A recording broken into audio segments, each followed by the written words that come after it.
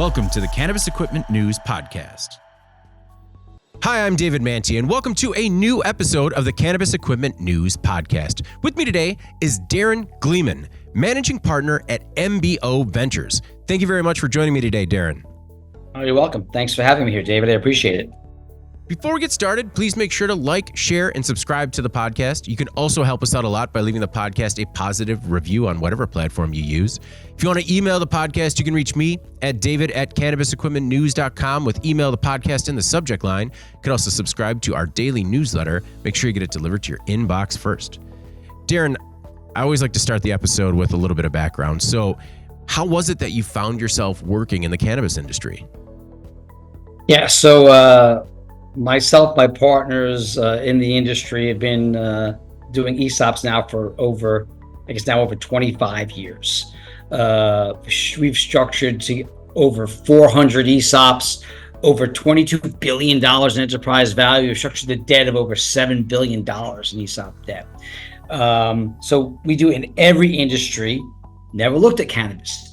Usually you look at more mature industries, boring industries. So cannabis, high flying, crazy multiples.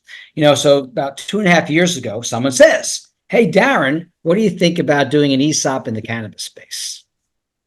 I'm like, I don't know. Cannabis is like artificial intelligence robotics. I know the multiples are 4 or 5 times revenue. It probably doesn't make sense to do an ESOP. And they're like, well, those are not the multiples that are going on anymore. And they say, yeah, you're right. And there's also this weird tax regime thing called 280E. And they explained to me what 280E is. And as soon as they explain it to me, my brain starts thinking, oh man, this is crazy. This is a huge opportunity. And I'm not saying anything. At that point, I say, look, there's a humongous arbitrage opportunity, a tax arbitrage opportunity. Let me go out and start acquiring these cannabis firms who are paying this tremendous amount in taxes. We'll use this ESOP structure, which allows all of the employees a broad-based employment, but we get to pay 0 federal tax and 0 state tax forever. That's just a benefit that you're given. And so we look at that. And that's how I get into the space. We place a bid on a company. While we're doing our due diligence, the company can't pay down its current debt. The shareholders start suing each other. It was a huge mess. We get out. And I'm like, you know what? Let's just do what we always do, which is investment banking / advisory. And that's how I got into the cannabis space. From there, I never went directly to any cannabis companies because once I go through the pitch and I explain it, I always get 2 things. Well, why didn't I know about this before if it's so good? And it sounds too good to be true. Always get it. So I need to go through the attorneys and the accounting firms and explain to them how it works. And even when you explain to them, you get people scratching their heads like, I thought I knew what an ESOP was. A lot of people think they do, but they have no idea what it is. So that's really my journey until finally in the month of December, we were able to close 3 ESOP deals in the cannabis. They're the only ones and the first ones that are done. And this year we'll be closing probably about 6 more. What's an ESOP? Yeah, that's a good one. An ESOP is just another way for you to sell your company. So with an ESOP, and it's an acronym for Employee Stock Ownership Plan. It was made up, just that name, it's a weird name made up in the 1970s. But really, it's just a structure that's subsidized by the government. And it's a way for you as a business owner to sell your company. You can sell your company to, or any company in the United States, right? They can sell their firm to a private equity firm, like a financial buyer can come in. They can sell it to a strategic buyer like a competitor. And not many people realize that they can sell to their employees. And they sell it to their employees. One of the structures, which is the tax incentivized structure, is this thing called the ESOP. And that's what it is. Just a way to sell your company. Why is that particularly lucrative to cannabis operators? Yeah, it's particularly it's lucrative to all industries. It's just that because of 280E and because of the tax regime of 280E, where with 280E, just so I'm sure all your listeners know, you get taxed on your gross profit. You cannot deduct any expenses. You can't deduct your salaries. You can't deduct your rent, nothing. So it's a pretty big tax. So what it does is when you sell your company to the employees with this ESOP structure, the company pays no federal taxes in the code. There's no federal tax and no state tax. And if you're paying no taxes, then these deductions don't matter. So in the cannabis space, everyone is talking about 280E. It's the biggest thing because it really impedes your cash flow. You're talking about effective tax rates in the cannabis industry, 60%, 65, 70% is the effective tax rate. In the normal world, the effective tax rate is 40, 45%, still high. But at the normal world of 40, 45%, people are used to that. Forever, they've been paying that. They're used to it. In the cannabis space, because it's much higher, they're not used to it. They don't want to pay it. It affects their cash flow. So everyone is looking at different ways to get around it, right? Figuring out, can I do this? Can I do this? With the ESOP structure, you're not getting around anything. You're not evading it. You're not getting around it. You're still filing your taxes. You're taking no deductions. You're doing everything you're supposed to do. It's just at the end of the day, the ESOP structure, the ESOP itself is a completely tax-free entity. So that's why with the cannabis space, people really want to know what this is like. Think about it. Let's say let's just make a number. You're making a profit, $10 million. And the word we use is EBITDA. That's the fancy investment banking word for profit before taxes, right? So you're making $10 million. Well, as a cannabis firm, you're making $10 million, you're a couple of dispensaries.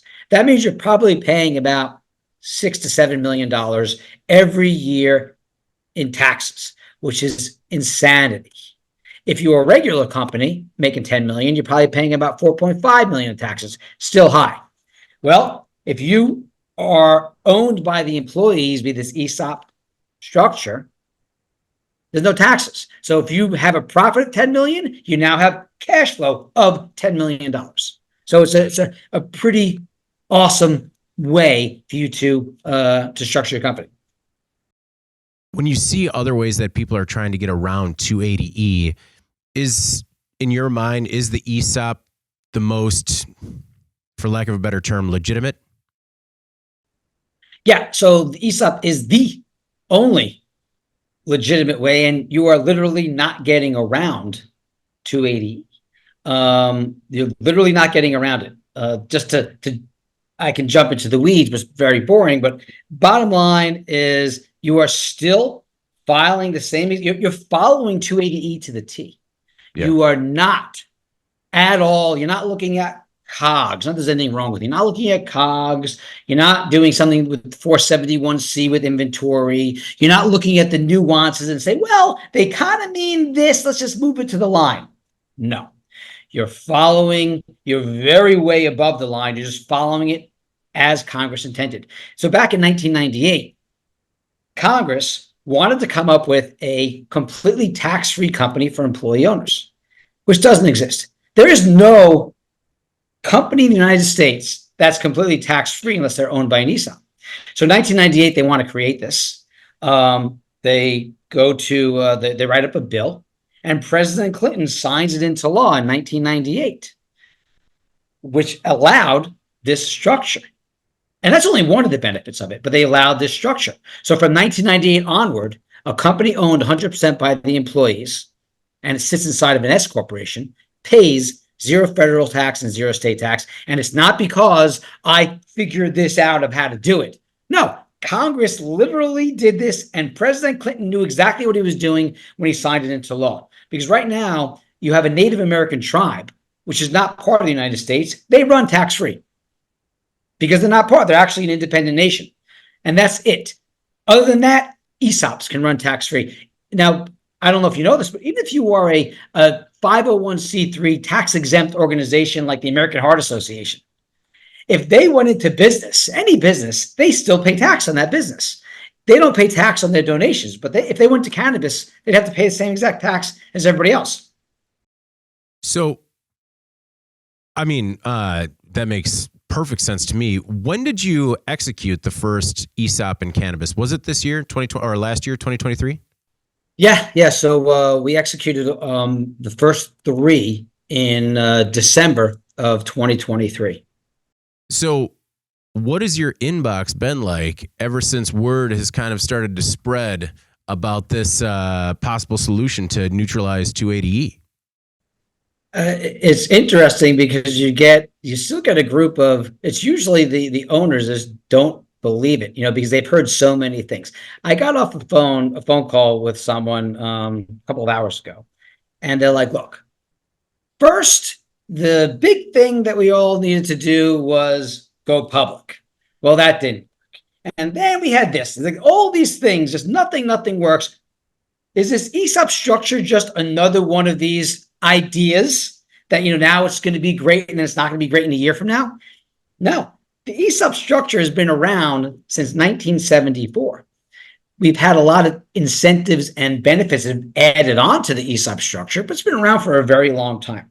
So yeah, my calls now are coming in, and most of the calls are, I want to have a conversation about this. Can we do it? What's the size? What's the structure? So yeah, I'm getting tons of it. So I'm sure you hear this on the call too, but what's the catch? Yeah, what's the catch? Yeah, exactly. What's the catch? The catch is this.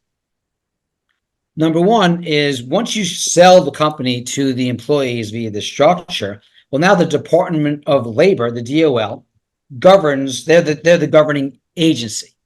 Not that they're doing anything, but if you have a 401k, the DOL now governs that 401k. So the ESOP structure is under their influence. So they now govern that ESOP structure. That's really the catch to what you have with an ESOP. Now, with an ESOP, let's take an example, right? Let's just say $10 million in net income. What's the value of the company, right? What's the value? That's the key. That's a catch, right? So with an ESOP, there's a legal term called fair market value. That means that the employees to buy this, and by the way, it costs the employees nothing. For the employees to buy this, they cannot pay more than fair market value. No one really knows what fair market value is because the Department of Labor has never gone out and actually codified what they call fair market value. But over the years, over the past, I guess, 50 years, pretty much we have an idea, of what fair market value is. So fair market value means we look at the public comparables, public companies. We look at private company sales, and we use an investment banking mathematical formula called the discounted cash flow method. And we put all these things together, and we come up with what we think is the fair market value of the company. We cannot pay a premium. So let's say we think this company is $10 million in net profit, and we say the company's worth $50 million, multiple of 5. Well, there's a trustee that's hired by the employees, right? Well, the company pays for it. And the trustee, they're a fiduciary. That means they're personally liable. The one thing that they need to make sure that the employees do not pay more than fair market value. That's it. They can't allow it. So there's literally a negotiation, like a normal investment banking firm. We're negotiating back and forth with this trustee. We're like, this is the real fair market value. And they may say, well, this is fair market value. And then there's a battle between us trying to figure out what the true fair market value is. Okay. The catch, let's say we come up with a fair market value of $45 million. 5 years down the road, the Department of Labor can say the fair market value of that company was not $45 million. It was $44 million. Seriously, that's what they could do. And then the trustee is liable for that personally. So then there could be a lawsuit and there's issues that go on. That would be the catch. That's it. Other than that, there's no, catch. There's no gotcha. So if the company decides to do an ESOP. The company is valued at $45 million. How do the employees buy into it? Right. So let's take an example. Let's do a case study, just so you understand. And let's make easier numbers, just so everyone easy. 45 is a hard number, right? Let's say 20 million in profit. I know no one's making that, but let's say 20 million in profit, and that's worth 20 times 5, 100. It's worth 100 million. It's easier numbers. So if a private equity is coming in to buy a $100 million company, I'm about to tell everybody the secret of private equity. I'm not giving you $100 million bucks. This is how I buy your company for $100 million. I give you from my fund's money. My fund has money. So from my fund, I give you $20 million.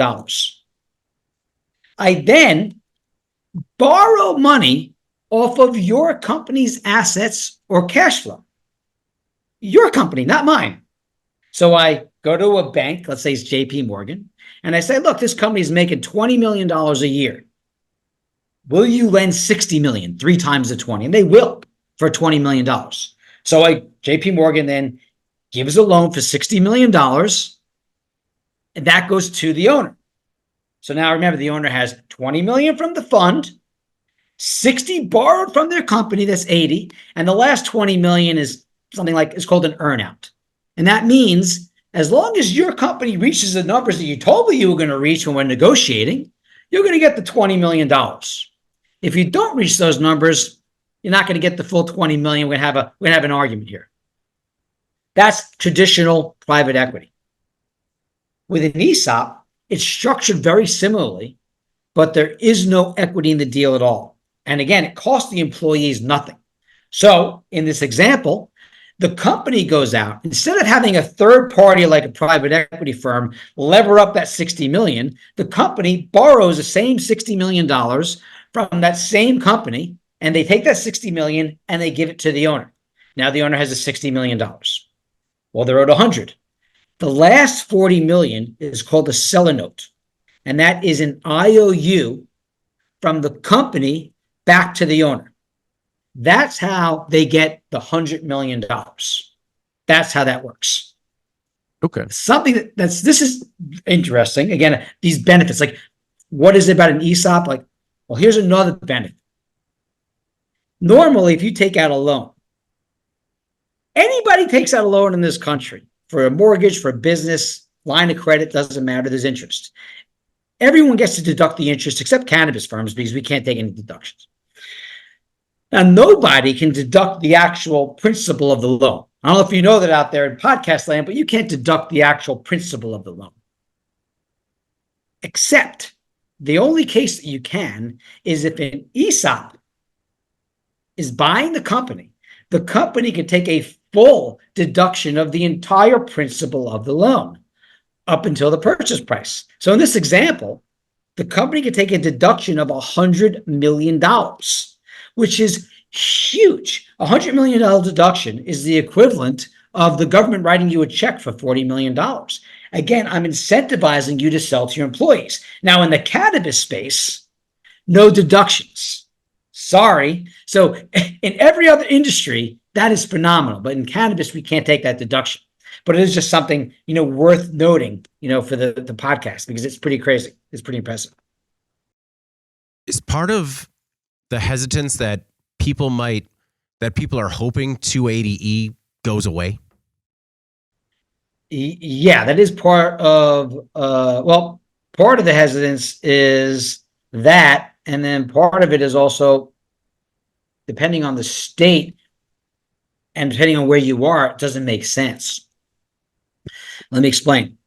With an ESOP, right, another benefit that you have, right, there's a lot of benefits because the government, let me explain to you, the government, right, wants employees to become owners because in our country, capitalism works. It really does work. But in order to really gain some nice amounts of money, you need to own a company. You need to own equity.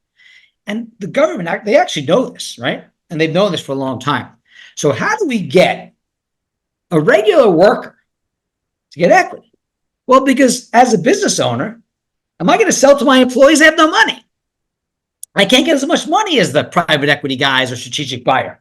So the government came up with all of these incentives to incentivize you to actually sell to your employees. And I forgot where I was going. What was the question? So, no, you were saying that in some states it doesn't make sense.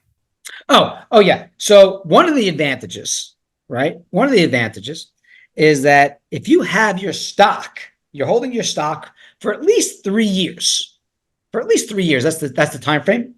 When you sell the company to your employees, you don't have to pay capital gains tax. You can defer your capital gains tax, which is tremendous. So normally, if you sell your company, any company, for $100 million, you have to pay capital gains tax. Now, on average, the capital gains tax, you get a capital gains tax federally and in the state. So across the board, it's about 30%. So if you sell your company for $100 million, you pay $30 million in capital gains. If you sold your company for $10 million, you pay $3 million in capital gains. It's a lot of money. You sell to your employees via this ESOP structure, you can defer those capital gains. And if you structure them correctly, you can defer them forever. So it's a really tremendous subsidy. Now, if you've only been in business for a year and you think you can have a lot of growth and they come to me, I would say, let's wait. Don't do it yet. It doesn't make sense. And then they'll say, well, and also, what about 280E? Doesn't matter, because with 280E, it allows me to have a conversation with people. But yeah, your effective tax rate without 280E or with 280E is 65%. With 280E, it's 45%. So yeah, you're paying less tax, but still, the idea is once you do this, you eventually become a completely tax-free entity, which is a nice big incentive. But the incentive of paying no capital gains tax for the actual owners, that's pretty huge. So that's why in certain circumstances, you need to wait. How did you patent this ESOP methodology? Oh, it's now I didn't patent it, it's patent pending. Okay. So patent pending is where you're trying to get a patent for it. To get the actual patent itself takes many years. Okay. Is this method help with employee retention? Does it also help with employee buy-in? Oh, it's actually huge, and there's been studies done. Once you structure your firm as this ESOP and you start explaining and they understand it, right? Think about it. You're just a worker right now. Come in, you might like your work, you get your salary and you get a bonus maybe, and great, you go home. Well, then I tell you, you know why? You're also an owner. You're an employee owner, and you know this, in your company there's 100 employees. So by definition, you have about 1% of this company now. By definition. So, and once you start understanding it, you kind of realizing that, you don't want to leave and you start working harder. So what happens is retention in these companies increased by over 300% versus a non-ESOP owned company. And productivity on an annual basis increases by like 2-3%. And these are all documented. It's pretty amazing. No, that is amazing, particularly when it comes to skills that, you know, a lot of these companies have issues with. Hey, I don't want to train you just so you can go somewhere else. That's correct. And that's what happens. You know, you have these bud tenders and they're working for you for a year, and you're really putting in all your blood, sweat, and tears into teaching them. And then bye-bye. They leave because someone offers them, you know, $2.50 more an hour.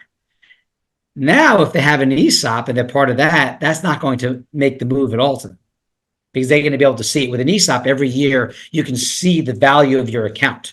Now, an ESOP itself, right? It's not a profit sharing plan. You're not sharing the profits every year. That's not how it works.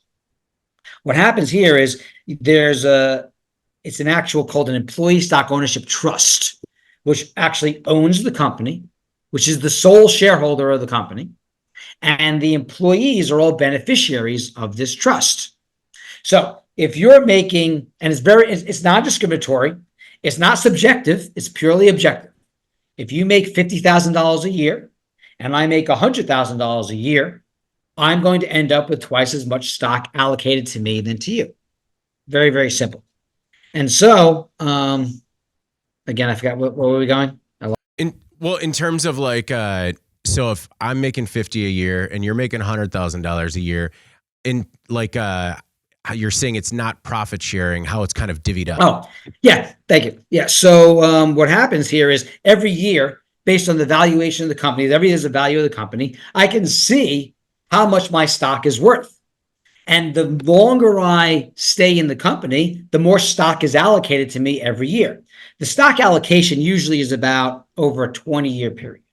So if I'm there for 5 years, I'm going to be allocated 25%. If I'm there for 20 years, then my full allocation is almost there. So I am incented to stay as long as I can because I keep on getting stock allocated to me. I get the money when I retire. That's in the normal world. That's when I'd be getting my money. In the cannabis world, I think it's a little bit different. I think with the cannabis world, because the mindset of everyone is hold out till federal legalization, hold out, and that's where we get that bump up in our multiple, and that's where we can exit to, let's say, Budweiser or 7-Eleven. And that's when everyone exits at the same time. The second exit. This is called, I call it the second bite at the apple, because the owners will sell today to the ESOP. Remember that example for $100 million bucks. But the owners, when they sell, can also get something called warrants. A warrant is like a stock option. It allows them to buy a piece of the company into the future. So they might be able to get options for 10% of the company. So they have options for 10% of the company for the owners now. Now that company, they sold it for $100 million. Great. They did really well today. 10 years from now, Budweiser comes in, wants to buy it for $1 billion. Great. This is how it works. The ESOP gets terminated. All of the employees vest automatically. There's a vesting schedule, usually it's like a 5-year schedule, but everyone vests automatically. Whatever stock you have allocated at the time, you get the stock. So now, if $1 billion comes in, the owners, the former owners of those warrants, they would get $100 million. The other $900 million goes to the employees, and it goes into the employee accounts, retirement accounts, which goes into the IRAs. They do not pay any tax on that.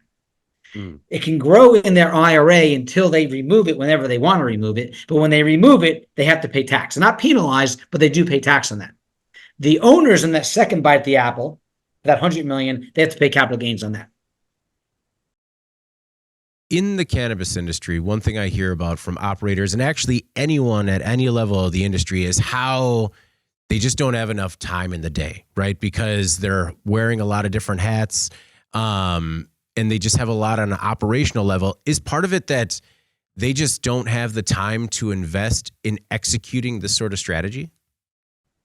Oh, no, no, because this is not something that they would be doing. So for this strategy, it's just an M&A process. It's a big process to do it. It's not, I'm explaining it and diluting it down, but the process takes, you have attorneys, you have investment banking firms, you have valuation companies.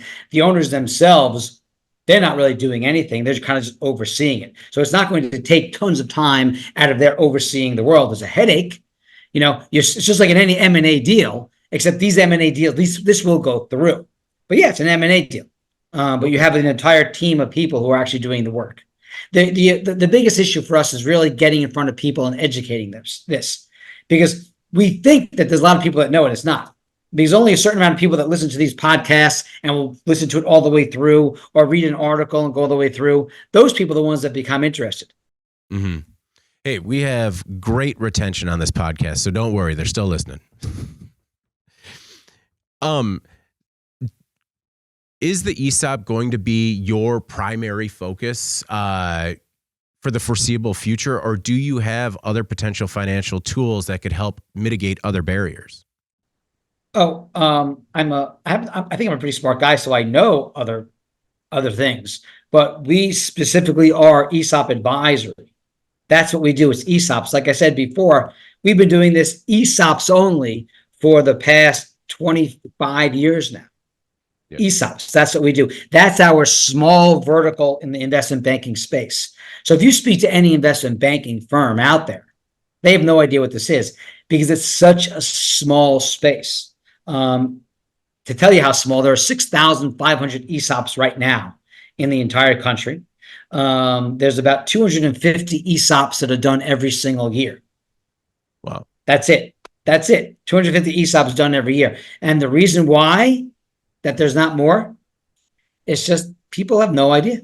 I mean, I get into these, I'm always explaining how this works. And a lot of times I get, oh, I know about ESOPs. It's not right. I don't think it's right for us. I heard a lot of bad things. I know it's not really good for all situations.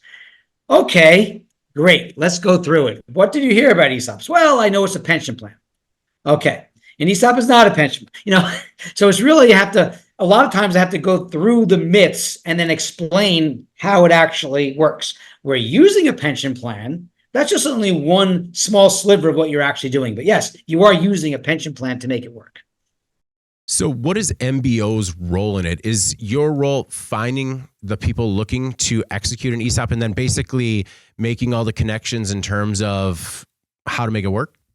That's right. I'm quarterbacking the entire deal, and I know how to get it. I know how to get it done. That's exactly what I'm doing. So I'm making sure that the right investment bank that's sort of been working on this is working on this. I'm making sure we have the right attorneys. If they have attorneys, great, that you already want to use, fantastic. All right, let's put you together with these guys that know how to do this piece. You have your regulatory attorneys also in this space, right? So that has to be done correctly.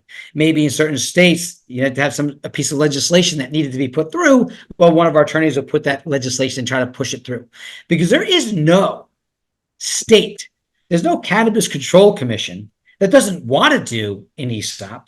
It's just that they don't know what it is. And once you explain to them, and you explain how they're looking at social equity, there's nothing better than an ESOP to have broad-based social equity among all of your employees, as opposed to one lucky winner of a lottery to have them their social equity. This really is, the broad-based ownership truly works. Why make only one person rich theoretically when you can make the entire employee base rich? That's actually a really good point in terms of messaging. Just everything that we hear regarding social equity in the industry, a lot of people feel like it's often lip service, whereas this would be kind of a true social equity play. Yeah, it is lip service. A lot of times with social equity, well, it's just like anything, there's loopholes. Well, okay, so I need a social equity owner. Well, what does that mean? Okay, well, that means 51%. Okay, let me find a friend of mine that fits into the minority category, and boom, all right, they're going to have 51%. And then you can figure out there's so many ways to get around the social equity applications. You're not getting around anything. With an ESOP, there is no getting around. The employees become these employee owners. So it truly does work. Again, I'm a believer in it. Oh, I mean, that's one thing that I definitely resonates is your passion for this type of plan. What are some of the other myths that you run into, common questions or challenges that you have from potential clients? Let's think. Like I said, the myth that I get into from the very beginning is I heard it's really complicated. And I'm like, it's an M&A deal. If you're going to get bought out by private equity, it's complicated because you're dealing with a lot of different things. But is it any more complicated than a private equity deal? No, it's not. Another thing that I get is when people start saying to me, okay, well, I know what it is. And, it doesn't make sense to me. This is what they say. And it's amazing how a lot of times an attorney or an accountant at first, they kind of read stuff and they're like, well, I know what this is. So an ESOP, is an IRC section 401A qualified defined contribution plan. And it's also a stock bonus plan. It's a money purchase. And they start talking to me about what they read somewhere in the IRS code. And that's not good because to them, they see it as they fall asleep literally within 2 minutes. They don't know what they're saying. I don't know what I just told you. I mean, I know what it is, but really, no. I mean, it looks very complicated. And okay, here's another issue. I'm always wanting to be everyone wants to put me in. If they're not listening, oh, we're going to put you in with like the benefit people. No, I'm not with the 401 benefit people. That's great, but that's not what this is. It's a way to sell the company. It's a financial structure. It's not that. So these are the kind of things that you're always coming up against, literally all the time. And I guess one of the biggest myths that you always get is, I heard it doesn't always work. And I'm like, yeah, I mean, companies go out of business. But that I always hear that. It's like, oh, it doesn't work. And then I'm like, well, as a matter of fact, an ESOP owned company goes out of business. And I've got the statistic, like, it's kind of crazy. It's almost like 30% less than any private equity owned business, because you have no taxes. So you have that much more cash flow. So you're not going out of business as much as the other companies. But everyone always has heard about these companies that haven't done as well. An ESOP is in competition with private equity. That's just the bottom line. So if you're speaking to private equity people, and by the way, the entire ecosystem of the United States, the financial ecosystem, is all geared towards private equity. It's not geared towards employee ownership. So if you bring on 10 investment bankers onto your podcast, they will have no idea what an ESOP is. That's not their job. Their job is to have an auction of these companies and sell it to private equity or strategic buyer, not to the employees. That's not what their job is. So no one has any idea. So they're going to say, oh yeah, an ESOP, that's complicated. It's a 401k. Oh, and they'll also say, but you're not going to get enough money for that. You won't get enough money for an ESOP. When you add in post-tax, you make a lot more money. Now, a strategic buyer can always come in and just pay whatever they want. Yeah. When you had kind of alluded to my next question is, does it ever not work? And you're saying that it only doesn't work in the event that the company just fails. That's right. Just like any other company. If it fails, it fails. Like, for instance, I'm in the cannabis space. And let's say I am let's use New York right now as a great example. I have not spoken to anybody on Long Island, just so you know. I passed by a cannabis company. They're backed. This is what's going to happen. And this is way in the middle of Long Island. This is what's going to happen. Their revenues are going to go like this and like this. So will they go out of business? I don't know. But that company, which I know because I've seen it all, they're going to go like that. So if they do an ESOP and they're right over here and the valuation is a normal valuation and they start losing money and not doing as well, they're going to go out of business, not because of the ESOP, but they're going to go out of business because maybe the price of flower will decline to a point where their profit margins are being squeezed. So, and they happen to have an ESOP in place, or they were owned by private equity, or they're owned by strategic. Regardless, they're not going to do as well. Right now, is MBO only doing ESOPs in cannabis, or are you still doing ESOPs sort of anywhere that'll take? Yeah. Oh, I just closed a very large automotive components manufacturer yesterday from Michigan. I closed a hot tub manufacturer in I guess late January in Tennessee. So yeah, we do everything. It just happens that in the cannabis space, I'm it. Okay. I mean, do you see our ESOPs primarily in manufacturing? ESOPs are primarily in the boring industries. And what is a boring industry? When you walk outside, or you're in your studio right now, and you look around, anything that you see and feel and touch, those are the boring industries, right? Like, whoever manufactured this glass, let's say they're making $5 million a year, perfect, right? The people that, put in my flooring companies, the people that put this building in here, right? Construction companies. I go to try to get a job to a staffing agency. I go to my doctor, medical offices. All of these companies make great ESOPs. What doesn't make a great ESOP are high flyers, which is what I originally thought cannabis was. So artificial intelligence right now, everyone's putting artificial intelligence on their thing. They could be a manufacturer of pens, but they're artificial intelligence of manufacturer of pens, and they're getting a higher multiple for it. So everyone's getting these higher multiples. That's on their valuation. So a true artificial intelligence company could have a valuation. They could be making $1 million a year, and they could sell for 100 million. That's a multiple of 100. You're not getting that with an ESOP. Remember, an ESOP has to pay fair market value. So you're not going to be able to get this huge premium. So that's why, like I said, the staid, boring, mature companies are the best companies for ESOPs. I understand that you probably have non-disclosure agreements with many of your clients. Are there any clients in cannabis that you can talk about, as sort of a success story so far?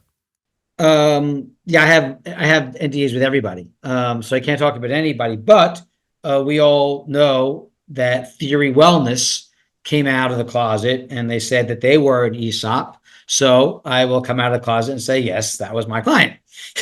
Okay. How did things work with Theory? Phenomenal.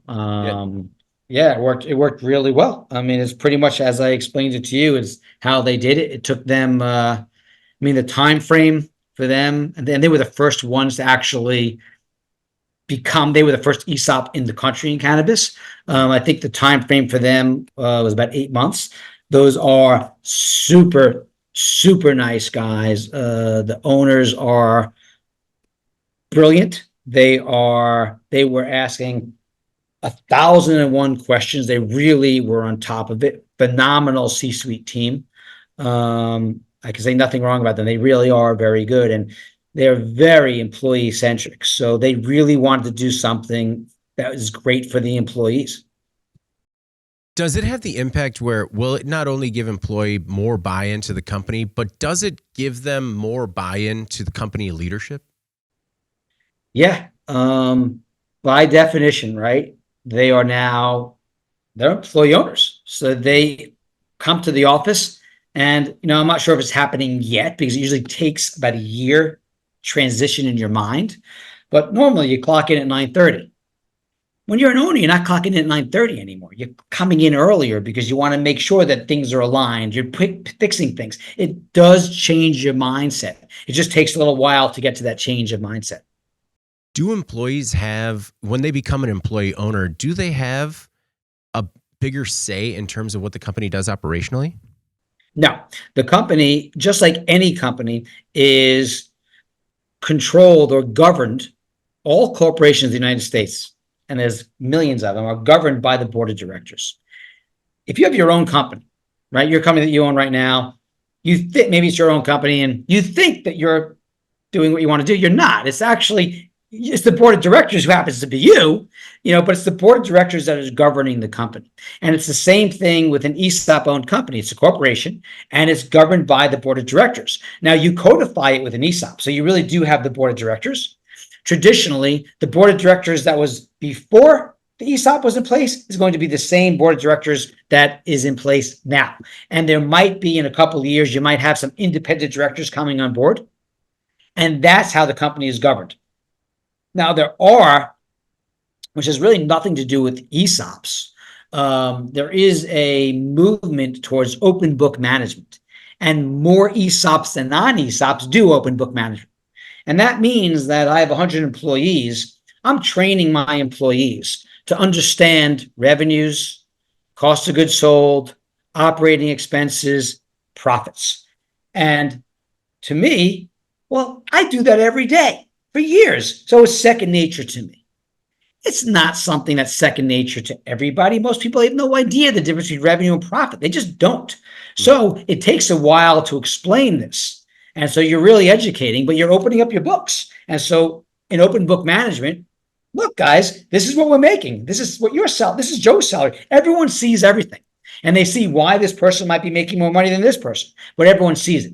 Now, open book management takes a couple of years to get into, but supposedly it really is a phenomenal way to manage. Doesn't mean that everyone's making decisions. They're not. The board of directors is still governing everything, but open book management does help. It just takes very difficult. It's very long to do. KKR, which is the largest private equity firm in the world, is very much into open book management for certain companies. Well, Darren, I really do appreciate you taking the time today, just because I think you're shedding a light on a part of the industry that is still very unknown. So I think it could be a very useful tool to cannabis operators out there. Is there anything that we might have missed, or anything in particular you want to make sure the cannabis equipment audience either knows about yourself or your work at MBO? No, I think I got it. Like I said earlier, again, I'll say it, we've structured over 400 ESOPs in the past 24, 25 years. So we really do know this space super well. And every ESOP is always different. So what we do is we have to speak to the owners, go through their company, we look under the hood, and we say to them that this is a good idea, not a good idea. It's not like when you have companies, they come to me, I'm not someone that is going to be like, oh, yeah, we're doing an ESOP for everybody. It doesn't work that way. A lot of companies might be too small to do the ESOP. Like, for instance, the floor to do an ESOP would be about 2 to 2.5 million in EBITDA. That's in your net income, which is a high number. So for a lot of smaller companies that are making $500,000 a year, they're thinking of it, it's a little bit too small, because you do have a lot of expenses. Like let's say if you have 50 employees, your annual fees are, let's say, 50 grand. Well, if you're making $500,000 a year, even though you're paying no taxes, well, 50 grand, it's a lot. If you're making 2.5 million and normally you're going to pay 1.5 in taxes, well, the $50,000 a year is nothing. Okay. So, there are annual fees for having an ESOP? Yeah, because annually, you have that trustee, right? So you have a trustee that every year they're there. They come visit you. They're there. Even though they're not doing anything, they're there. The trustee gets a valuation firm, and every year there's a value of your company. So you got to pay for that. And then you also have all these forms that need to be filled out for each employee, so that, Dave, I know you get 77 shares and I get 73 shares. Someone has to do that number. So that's how it works.